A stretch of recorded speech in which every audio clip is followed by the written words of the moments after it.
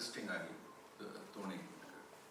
And it when I come as Hariharan, but a wildlife photographer. And then I go into the forest, and I get to know so many things are happening in the forest with tribals, antisocial things which are happening. So a very interesting social message in the film. അതുകൊണ്ടാണ് I okay പറഞ്ഞത്.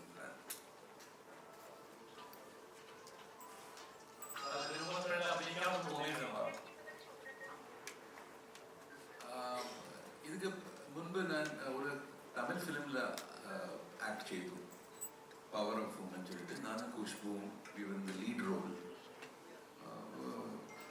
അതിൽ full main role ഞാൻ ചെയ്തു. അതിൽ may be this is the second film which I M acting.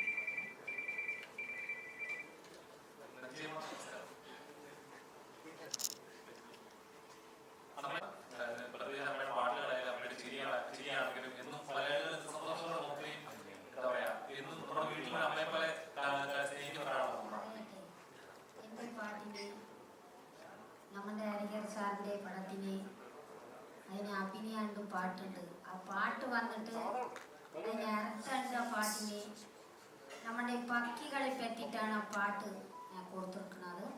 അപ്പോൾ അതിന് വന്നിട്ട് അർത്ഥങ്ങളുണ്ട്. നമ്മൾ എന്ന കേരളത്തിനെ പഴത്തിനെ ഒരു പൂ മരത്തിന് പോയാൽ അത് പഴം കൊത്തി തിന്നാന് അതൊക്കെ കാലും കൈയൊക്കെ ഉണ്ടായാൽ മാത്രമാണ് അത് അങ്ങനെ പറക്കും, ഇല്ലെങ്കിൽ പറക്കില്ല. അതേ അനുസരിച്ചിട്ടാണ് ഞാൻ ആ പാട്ടൊക്കെ കൊടുത്തിരിക്കുന്നത്. അതിന് അർത്ഥമുണ്ട്. അത് നിങ്ങൾ പഠിക്കുന്നവർ എഴുതുന്നവരൊക്കെ അർത്ഥം പോലെ എഴുതിയെടുക്കി അതിനെ പറഞ്ഞത് കൊണ്ടിട്ട് നമ്മളിപ്പോൾ ഇങ്ങനെ ഒരു ചോദ്യങ്ങളും വരും എന്ന് പറഞ്ഞിട്ട് എൻ്റെ പാട്ടിനെ ഞാൻ തരുന്ന പാട്ടിനെ മൊത്തം അതിന് അർത്ഥമുണ്ട്. അത് നിങ്ങൾക്ക് ചിലപ്പോൾ എൻ്റെ ഭാഷനെ ഞാൻ പറഞ്ഞുകൊണ്ടിരുന്നാൽ അത് നിങ്ങൾക്ക് മനസ്സിനാവില്ല. അപ്പോൾ അത് നിങ്ങൾ പഠിക്കണവരെ തന്നെ അതിനെ നിങ്ങൾ എഴുതിയെടുക്കണം. ഞാൻ തരുന്നത് വന്നിട്ട് ഇങ്ങനെ ഒരു തള്ളുവഴി പരിവഴി പാട്ടുകളൊക്കെ തരില്ല. അത് അടിച്ച് പൊളിച്ച് വരുന്ന ഒരു പാട്ടുകളാണ് ഞാൻ തരുന്നത്. അപ്പോൾ അതിനെ നിങ്ങളെ അർത്ഥം കണ്ടെത്തി പഠിക്കുന്ന കുട്ടികൾ അത് എടുക്കണോ, പടത്തിനെ നിങ്ങളത് ചേർത്ത് കൂട്ടണം. അതുകൊണ്ടാണ് ഞാൻ ഓരോ വാക്കുകൾ രണ്ട് വാക്കുകളൊക്കെ തരുന്നത്. അപ്പോൾ അതിനെ നിങ്ങൾ തന്നെ സംസാരിച്ച് എടുക്കണോ. അങ്ങനെയാണ് എനിക്ക് തരാൻ പറ്റില്ല. ഞാൻ എഴുതി പഠിച്ചിട്ടില്ലല്ലോ. അതുകൊണ്ടാണ് എൻ്റെ പാട്ടിനെ അതിനെ അർത്ഥം നിങ്ങൾക്ക് കിട്ടും. ശരിയ തന്നാൽ വെണ്ണ തന്നാൽ അതിന് അർത്ഥം കിട്ടും. അത് നിങ്ങൾ തന്നെ എഴുതിയെടുക്കണം. അത് നിങ്ങൾ തന്നെ നിങ്ങളുടെ മനസ്സിനെ കേർത്തും അത് ചെയ്യണം. അങ്ങനെയാണ് ഞാൻ തരുന്നത്.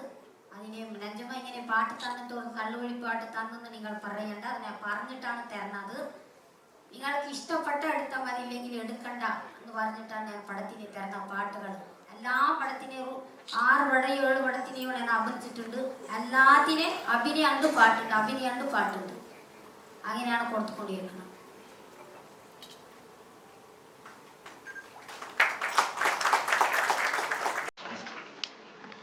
നമസ്കാരം.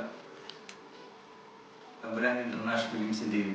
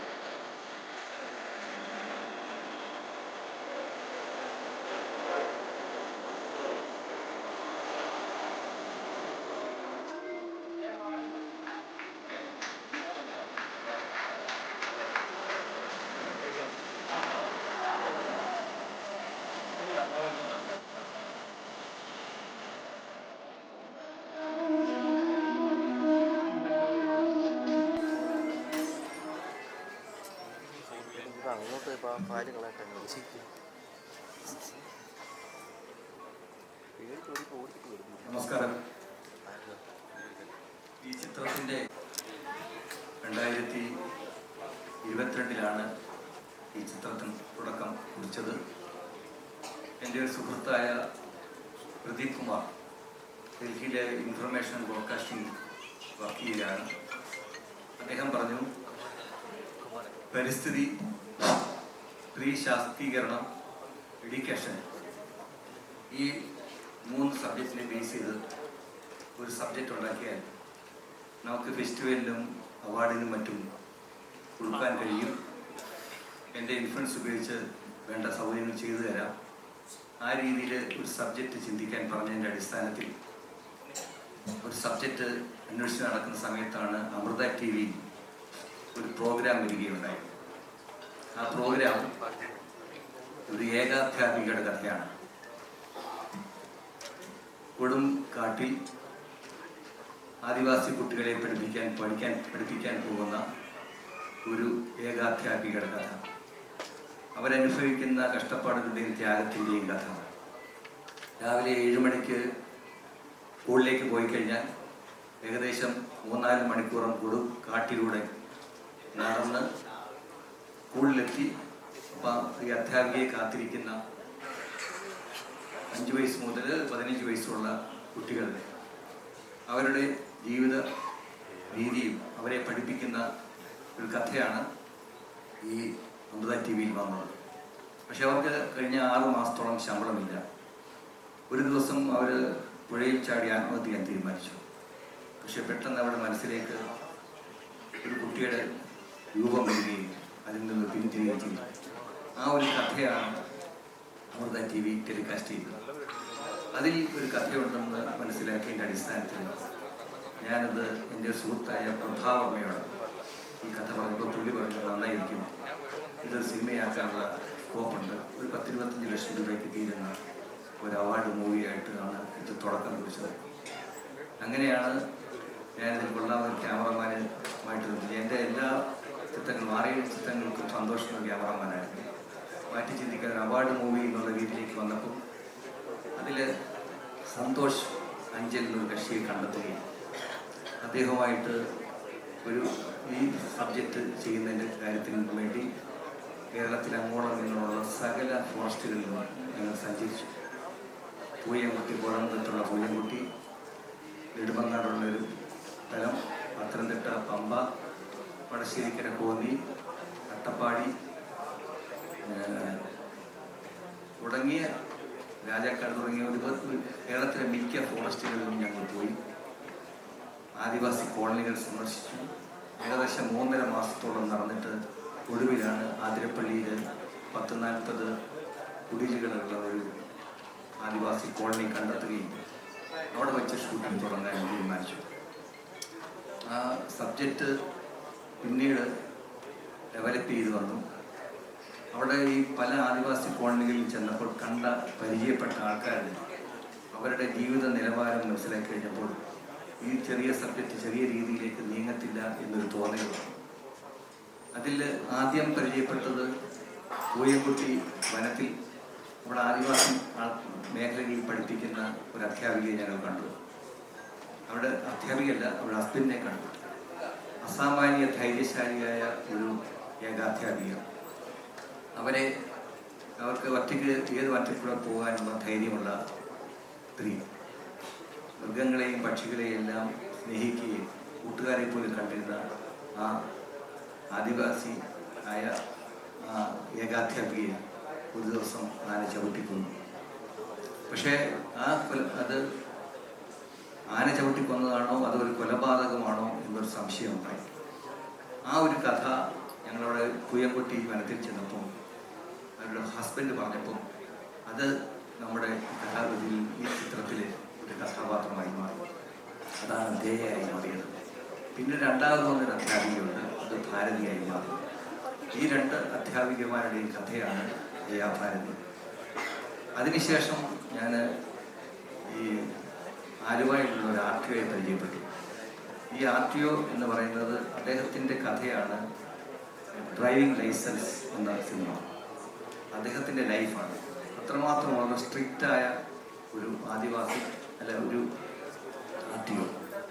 പുള്ളിക്ക് ഈ ജോലി ഭാരം കൂടി ഒരുപാട് ടെൻഷൻ വരുമ്പോൾ അവിടെ അധ്യാപകർ തന്നെ പറയും, നിങ്ങൾ അവിടുത്തെ ഉദ്യോഗസ്ഥർ തന്നെ പറയും, ഏതെങ്കിലും മാറ്റി കുറച്ച് നാളുകൾ പോയി ഒന്ന് റിലാക്സ് ആയി വരാനായിട്ട്. അപ്പോൾ അദ്ദേഹത്തിൻ്റെ ഒരു ഹോബിയാണ് വനത്തിനകത്ത് പോയി മാസങ്ങളോളം കഴിയുകയാണ്. ഈ ജോലിയുടെ ഏറ്റവും കൂടുതൽ തിരക്ക് അതിൽ നിന്ന് രക്ഷപ്പെടുന്നതിന് വേണ്ടിയാണ് ഈ കഥാപാത്രം പോകുന്നത്.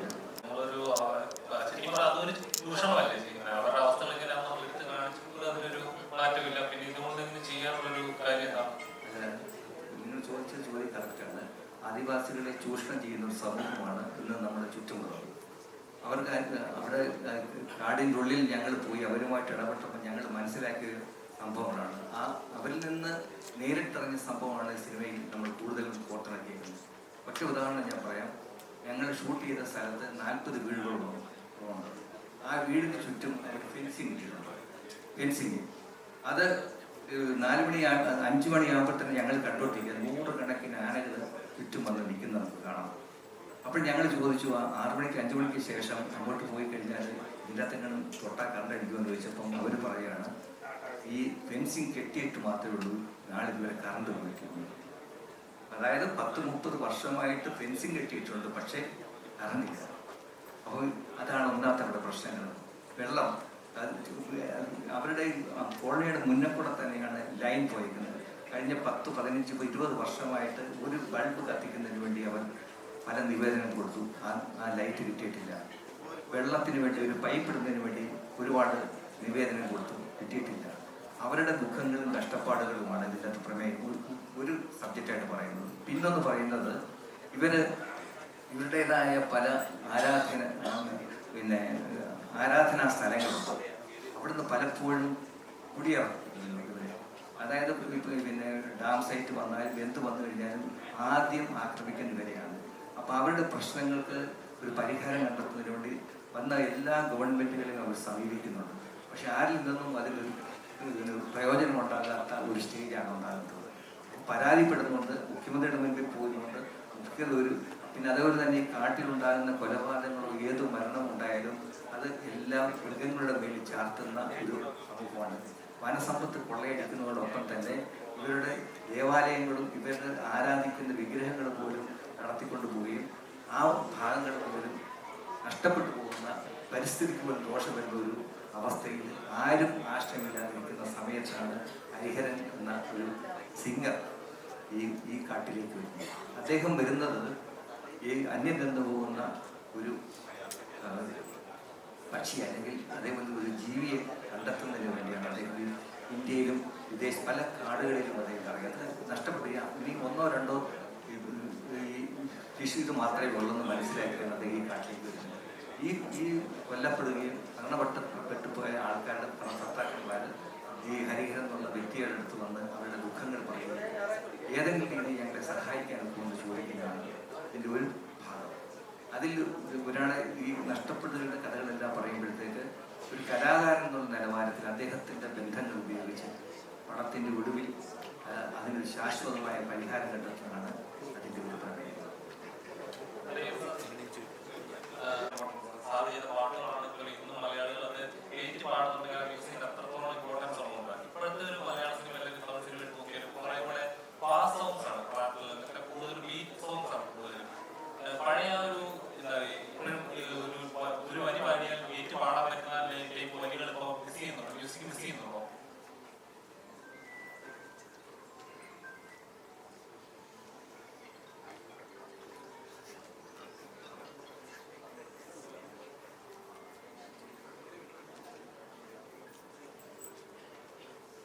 Fast ആയി fast songs ella fast ആയി. Actually film music is based on script. The music is done for the film, but the way the film is shot or the screenplay is written അതുപോലെ നമ്മൾ music എടുക്കും. ഇപ്പോൾ scripts are written, the pace is faster, melody കമ്മിയാണ്, because അത് situations കമ്മി. അടിതടി film ജാസ്തിയാണ്. Sensational emotional films are less. So obviously that kind of songs കമ്മിയാണ്. That is the main reason for this. പാടവ ഉണ്ട്, music ചേരുവ ഉണ്ട്, എല്ലാം ഉണ്ട്, ലിറിക്സ് എഴുതുക ഉണ്ട്. ബട്ട് സിറ്റുവേഷൻ വേണം, അതുപോലെ പാട്ട് ഉണ്ടാക്കാൻ. അതില്ലേ, അത് കമ്മിയാണ്.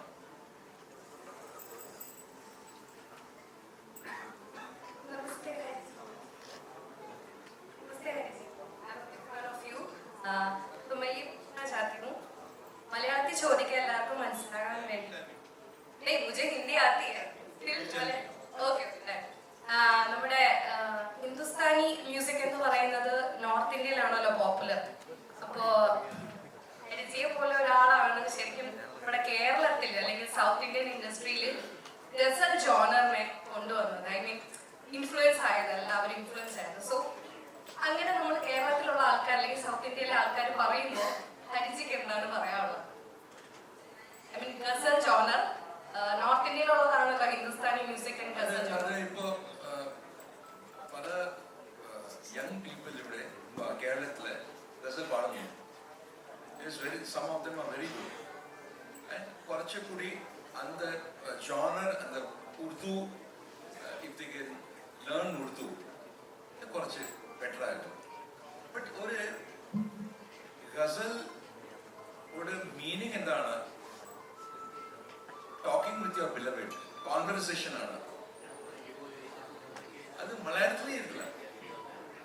U are talking to your beloved. Your beloved is your better half, or it is your child, or it is your country. So other conversation element ആണ് ഗസലിലൂടെ meaning.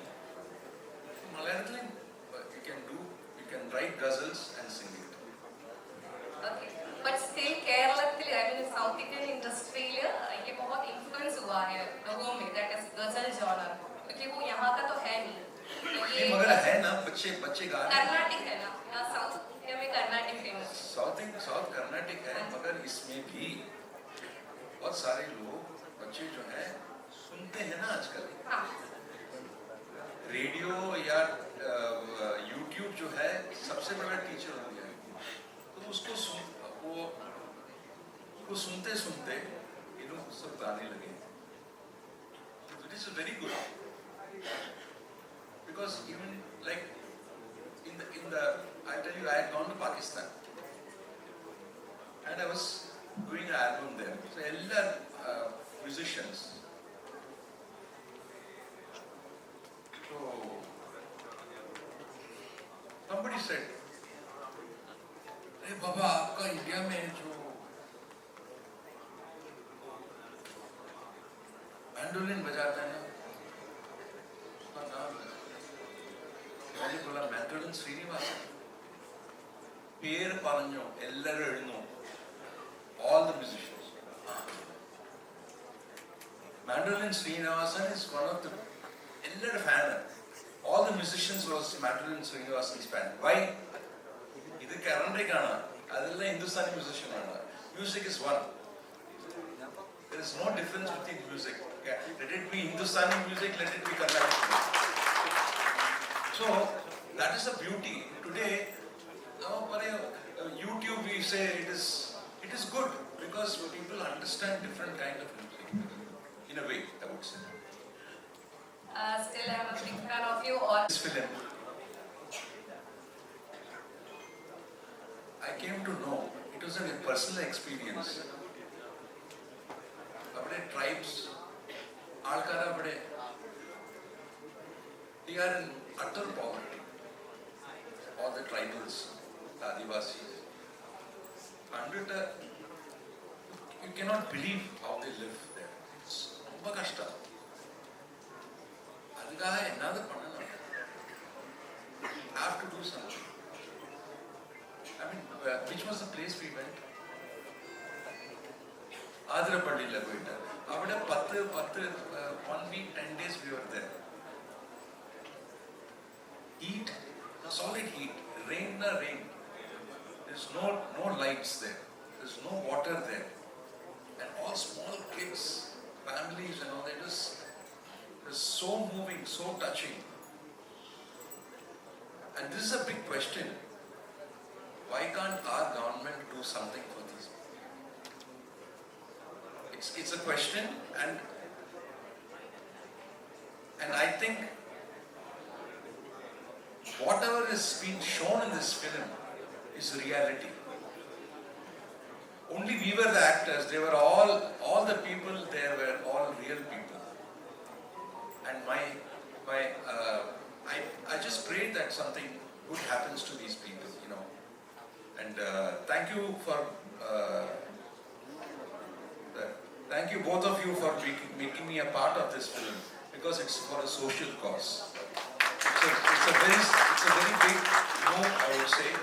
Why I'm talking in English because I can communicate better to you.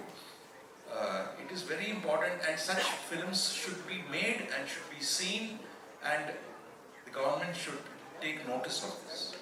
Thank you. Director സാറിനോടാണ് ചോദ്യം. Excuse me, you are right.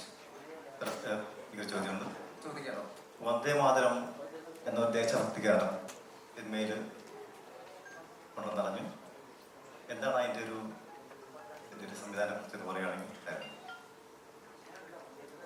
Vande Mataram എന്ന cinema അല്ല, ആ ഗാനം ഇതില്ലാത്ത ഉൾപ്പെടുത്താനുള്ള കാര്യം എന്ന് പറഞ്ഞാൽ, ഹരിഹരൻ എന്നുള്ള ഗായകൻ അദ്ദേഹം സ്വാതന്ത്ര്യദിനത്തോടനുബന്ധിച്ച് ഡൽഹിയിൽ അദ്ദേഹത്തിനൊരു പ്രോഗ്രാമുണ്ട്. ഡൽഹിയിൽ അദ്ദേഹത്തെ പ്രധാനമന്ത്രി ക്ഷണിച്ചിട്ടുണ്ട് ഡൽഹിയിൽ സ്വാതന്ത്ര്യദിനത്തിൽ പങ്കെടുക്കുന്നതിന് വേണ്ടി. ആ സമയത്താണ് ആദിവാസികളുമായിട്ട് ഇടപെടുകയും അവരോടൊപ്പം കഴിയുകയും ചെയ്ത ആ സമയത്ത് അവരുടെ ദുഃഖങ്ങളും പ്രയാസങ്ങളും കഷ്ടപ്പാടുകളൊക്കെ മനസ്സിലാക്കി, സ്വാതന്ത്ര്യം എന്താണെന്ന് പോലും അറിയാത്ത, സ്വാതന്ത്ര്യം എന്താണെന്ന് മനസ്സിലാക്കാൻ കഴിയാത്ത ഈ ആദിവാസികൾക്കോടൊപ്പം ഈ വർഷത്തെ സ്വാതന്ത്ര്യദിനം ഞാൻ ഡൽഹിയിൽ പോകുന്നില്ലെന്നും നിങ്ങളോടൊപ്പമാണ് ഞാൻ ഈ വർഷത്തെ സ്വാതന്ത്ര്യദിനം ആഘോഷിക്കുന്നതെന്നും അപ്പോൾ തീരുമാനിക്കുകയും അതിൻ്റെ അടിസ്ഥാനത്തിൽ ആദിവാസി സ്കൂളിൽ അദ്ദേഹം പോയി അവിടുത്തെ കുട്ടികളെയും അധ്യാപകരും മറ്റുള്ള ആൾക്കാരെയെല്ലാം ആദിവാസി കുട്ടികളെ സംഘടിപ്പിച്ചുകൊണ്ട് ആ സ്കൂളിൽ പതാക ഉയർത്തി സ്വാതന്ത്ര്യദിനം ആഘോഷിക്കുന്നതാണ് ഇതിൻ്റെ അകത്തെ വന്ദേ ഭാരതം എന്ന ഗാനം. ആ പാട്ട് നമ്മൾ ആദ്യം കാണിക്കാനായിട്ട് ഉദ്ദേശിച്ചത് രാഷ്ട്രപതിയെയാണ്. രാഷ്ട്രപതി ബൈബിളുമായിട്ട് ബന്ധപ്പെട്ട് ഹരിഹരൻ സാറും പ്രൊഡ്യൂസറും ഞങ്ങളെല്ലാം കൂടി പോകാൻ രാഷ്ട്രപതിയെ കാണിക്കുന്നതിന് വേണ്ടി ആഗ്രഹിച്ചതാണ്. പ്രപ്പോസൽ ഞാൻ അയച്ചു, പ്രൈം മിനിസ്റ്റർക്കും അയച്ചു, രാഷ്ട്രപതിക്കും അയച്ചായിരുന്നു. പക്ഷേ അവിടുന്ന് ഒരു എൻക്വയറിക്ക് കുറേ കാലതാമസം വന്നു. ആ സമയത്ത് ആദ്യ സമയത്ത് ഇലക്ഷൻ വന്നു. ഇലക്ഷനോടനുബന്ധിച്ച് നടന്നില്ല. പിന്നീട് ആ പ്രപ്പോസലുമായിട്ട് മുന്നോട്ട് പോകാൻ കഴിഞ്ഞില്ല. എങ്കിലും റിലീസിംഗ് മുമ്പായിട്ട് രാഷ്ട്രപതിയെങ്കിലും ഈ പാട്ട് അത്ര മനോഹരമായിട്ടാണ് ആ പാട്ട് കേരളത്തിൻ്റെ തനിമയും കേരളത്തിൻ്റെ കലാരൂപങ്ങളെയെല്ലാം ഉൾപ്പെടുത്തി ആദിവാസികളെ കൊണ്ട് തന്നെ പങ്കെടുപ്പിച്ച് അവരഭിനയിക്കുന്ന ആ കുട്ടികളെ ആദ്യമായിട്ടാണ് തോന്നുന്നു ആദിവാസി കുട്ടികളെ ജൂനിയർ ആർട്ടിസ്റ്റുകളെ വെച്ചിട്ടല്ല ആ പാട്ട് ചെയ്തേക്കുന്നത്. നഞ്ചിയമ്മയും ഹരിഹരൻ സാറും ഇതിൻ്റെ പ്രധാനപ്പെട്ട നായകന്മാരെയെല്ലാം ഉൾപ്പെടുത്തിക്കൊണ്ടാണ് വന്ദേ ഭാരതം എന്നുള്ള പാട്ട് നമ്മളിതിൽ ചിത്രീകരിച്ചത്. ഒരുപക്ഷെ ഇന്ന് ആ പാട്ട് ഇവിടെ ഇടുമായിരിക്കാം, എനിക്കറിയില്ല.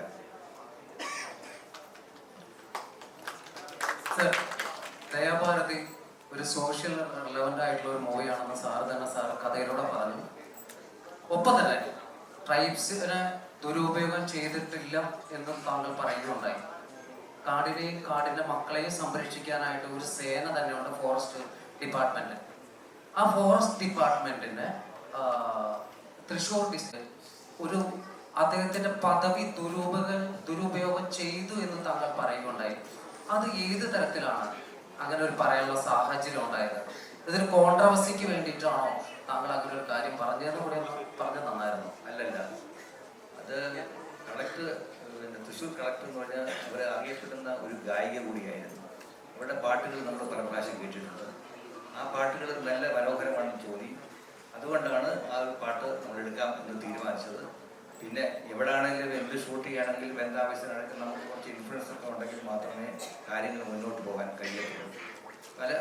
പിന്നെ പ്രത്യേകിച്ച് തൃശ്ശൂർ ജില്ലയിൽ ഷൂട്ട് ചെയ്യുമ്പോൾ അവിടുത്തെ ബന്ധപ്പെട്ട ഭരണാധികാരികളുടെ ഒരു സ്വാധീനം നമുക്ക് ആവശ്യമാണ് എന്ന് മനസ്സിലായിക്കൊണ്ടാണ്. അല്ലാതെ പടത്തിൽ പാടിപ്പിച്ചത് അതിനു വേണ്ടിയല്ല, അവരുടെ പാട്ടിൻ്റെ മനോഹാരിത കൊണ്ട് മാത്രമാണ് അവരെ കൊണ്ട് പാടിപ്പിച്ചത്. ആ പാട്ട് കേട്ടാൽ നിങ്ങൾക്ക് മനസ്സിലാകും, അതിൻ്റെ സിറ്റുവേഷൻ കേട്ടാലും മനസ്സിലാകും. പിന്നെ വേറൊരു കാര്യമുണ്ട്, ഇതിൻ്റെ പടത്തിൻ്റെ ക്ലൈമാക്സ് കൊണ്ടെന്ന് പറയുമ്പോൾ ക്ലൈമാക്സ് പറയുകയല്ല, സാധാരണ ചൂഷണം ചെയ്യുകയാണ് ആദിവാസികളെ. പക്ഷെ ഇവിടെ സ്വയം ഉയർത്തെഴുന്നേൽക്കപ്പെടുകയാണ് അവർ. അതാണ് നമ്മൾ കാണിക്കുന്നത് ഈ പടത്തിൻ്റെ എൻഡിൽ. അതായത് കേരളത്തിലെ ആദിവാസി സ്ത്രീകളെ കുട്ടികളെ പഠിപ്പിക്കുന്നതിന് വേണ്ടിയുള്ള ഏകാധ്യാപികമാർന്നുള്ള 241 തസ്തികകൾ ഗവൺമെൻറ് നിർത്തലാക്കുന്നുണ്ട്. പക്ഷേ എങ്കിലും അത് ആ നിർത്തലാക്കിയെങ്കിൽ തന്നെ അവരിൽ നിന്ന് ഒരു കുട്ടി ഉയർത്തെഴുന്നേൽക്കുകയാണ്. ആദിവാസി ഊരിൽ നിന്ന് വിദ്യാഭ്യാസമൊന്നുമില്ലാത്ത കുട്ടി സ്വയം പഠിച്ച് സ്വയം വലുതായി ആ ഒരു കുട്ടിയുടെ ഇംഗ്ലീഷ് പഠനത്തോടുകൂടി ആരംഭിക്കുന്ന സാധനം ഇന്റർനാഷണൽ നിലവാരത്തിലേക്ക് മാറുന്നതാണ് ഒരു പടത്തിൻ്റെ എൻഡിലേക്ക് വരുന്നത്. അവർക്ക് എന്നും ചൂഷണത്തിനിരയല്ല, കാലക്രമേണ അവരുടെ ഉയർച്ചയും നമ്മൾ ഈ പടത്തിലൂടെ കാണിക്കുന്നുണ്ട്.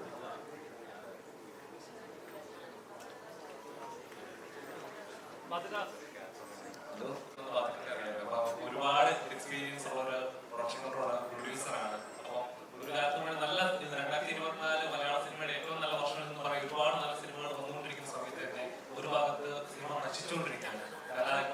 കലാകാരൻ വരെ ഇങ്ങോട്ട് വന്നത് നമുക്ക് പറ്റിയ റിപ്പോർട്ട് വന്നു, ഒരു അതിന് കുറെ പോയി കുറെ ആർട്ടിസ്റ്റുകൾ അങ്ങനെ വിട്ടുപോയി. ഇപ്പൊ വീണ്ടും മലയാള സിനിമ ലഹരിയുടെ പിടിയിലേക്ക് പോവാണ്. കുറെ ആർട്ടിസ്റ്റുകളുടെ പേരുകൾ വരുന്നു. എന്താണ് അതിനെപ്പറ്റി പറയാനുള്ളത്? ഇന്ന് നമ്മള് ദയാഭാരതി എന്ന് പറഞ്ഞ സിനിമയുടെ പത്രസമ്മേളനമായിട്ടായിരിക്കും. അപ്പോഴും ഞാൻ മനസ്സിലാലോചിച്ചിരുന്ന കാര്യം, ഏറ്റവും അവസാനം ചോദിക്കാൻ നമ്മുടെ ചോദ്യം ഇതൊക്കെ തന്നെയായിരിക്കും നിങ്ങളെന്നാണ്. മലയാള സിനിമ ഒരിക്കലും നശിക്കാൻ പോകുന്നില്ല. ഇവിടെ എന്തൊക്കെ ശുദ്രശക്തികൾ വന്നാലും ഈ ഇൻഡസ്ട്രി ഇങ്ങനെ തന്നെ നിലനിൽക്കും. ചെറിയ ക്ഷീണങ്ങളൊക്കെ സംഭവിച്ചിട്ടുണ്ട്, അതിന് വരെ നമുക്കൊന്നും ചെയ്യാൻ പറ്റില്ല. എല്ലാവരും സിനിമയിലോട്ട് മാത്രം ഉറ്റുനോക്കുന്നതുകൊണ്ടാണ് ഇവിടെ മാത്രമേ ഇങ്ങനെയുള്ള കാര്യങ്ങൾ നടക്കുന്നുള്ളൂ എന്ന് മനസ്സിലാകുന്നത്. പക്ഷെ എല്ലാ മേഖലകളിലും ഇത് നടക്കുന്നുണ്ട്. ഇപ്പൊ നിങ്ങളുടെ മേഖലകളിലാണ് പോലും ഇതെല്ലാം സംഭവിക്കുന്നുണ്ട്. അവിടെയൊക്കെ ഒരു കമ്മീഷൻ വെച്ച് കഴിഞ്ഞാൽ അവിടെയൊക്കെ ഇതൊക്കെ തന്നെ പുറത്തുണ്ട്. അതുപോലെ ഈ സിനിമയിൽ ഞാൻ നിങ്ങളെ എന്നെ പല റോളിൽ കണ്ടിട്ടുണ്ട്. പ്രൊഡക്ഷൻ കൺട്രോളായിട്ട് കണ്ടിട്ടുണ്ട്, പ്രൊഡ്യൂസറായിട്ട് കണ്ടിട്ടുണ്ട്. അപ്പൊ ഈ സിനിമയിൽ ഞാൻ മനോഹരമായ, ഞാൻ എല്ലാ സിനിമയിലും ഒരു സീനിലോ 2 സീനിലും കണ്ടിട്ടുണ്ടാവുള്ളൂ എന്നെ.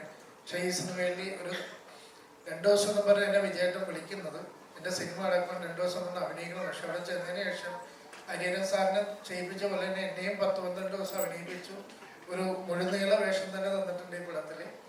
ഒരു ഡയറക്ടർ പറഞ്ഞ പോലെ ഇതൊരു അവാർഡ് പടമല്ല. അദ്ദേഹം പറഞ്ഞു 25 രൂപ മണിക്ക് ഒരു അവാർഡ് പടം പിടിക്കാൻ പോയതാന്ന് പറഞ്ഞു. പക്ഷെ ഇതല്ല. അദ്ദേഹം തന്നെ പറഞ്ഞു ഇതിനകത്ത് ആക്ഷൻ ഉണ്ട്, കോമഡി ഉണ്ട്, സോങ് ഉണ്ട്. 2 കോടി രൂപ ബഡ്ജറ്റ് എത്തിയപ്പോൾ ഈ സിനിമ പക്കാ കൊമേഴ്ഷ്യൽ സിനിമയായി മാറിയിട്ടുണ്ട്.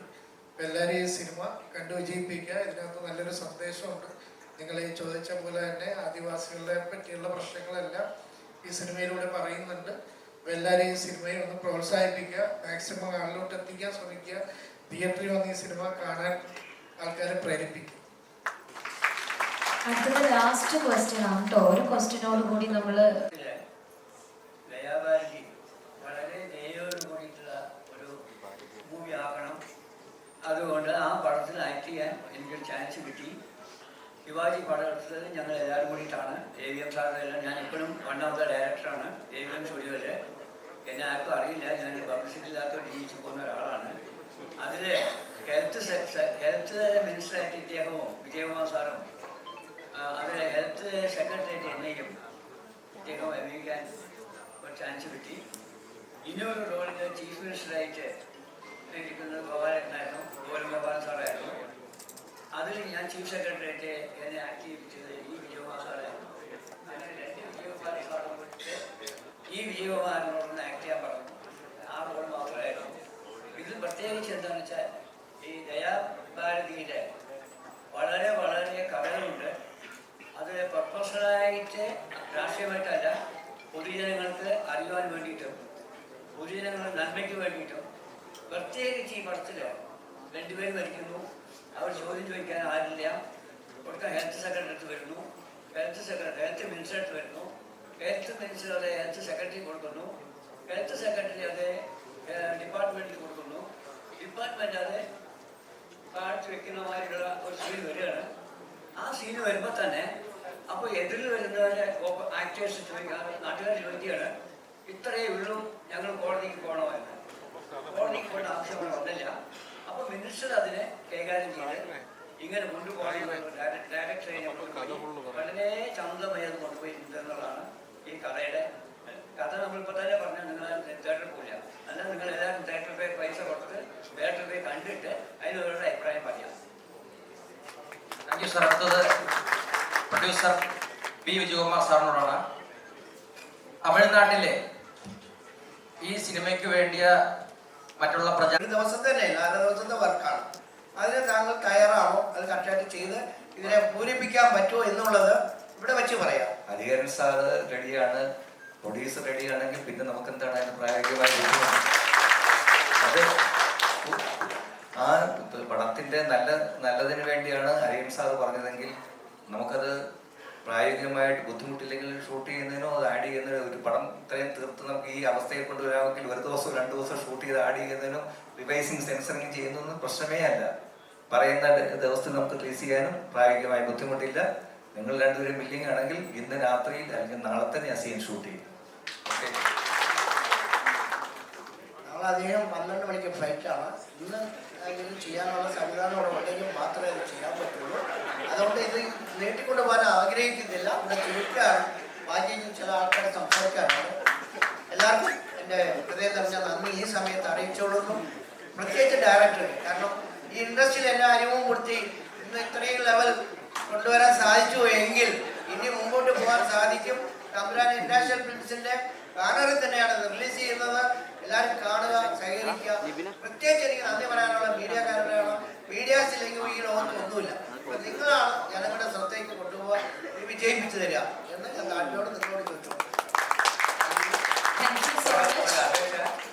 എന്നോട് ഒരു ചോദ്യം ചോദിക്കാൻ സമയത്താണ് നമ്മുടെ CTMലെ സെക്രട്ടറി വിജു സാർ ചോദിച്ചത് 42 ലക്ഷം മലയാളികളുള്ള സ്ഥലമാണ് Madras.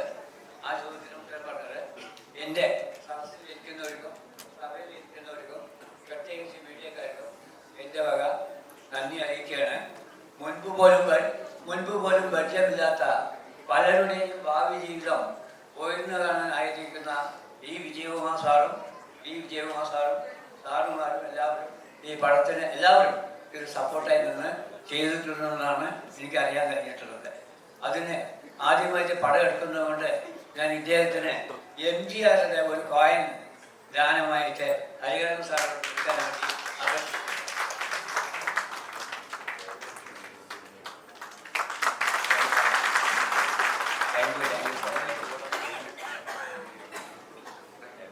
Thank you so much. അപ്പോൾ നമ്മുടെ ഈ ഒരു സെഗ്മെന്റ് അവസാനിക്കുകയാണ്. നിങ്ങൾക്ക് എല്ലാവർക്കും താഴത്തേക്ക് ഇരിക്കാവുന്നതാണ്. അടുത്തതായിട്ട് ഓഡിയോ ലോഞ്ചിങ് ആണ്. കൂടുതൽ വീഡിയോസിനായി B4 Place ഫോളോ ചെയ്യൂ, സബ്സ്ക്രൈബ് ചെയ്യൂ.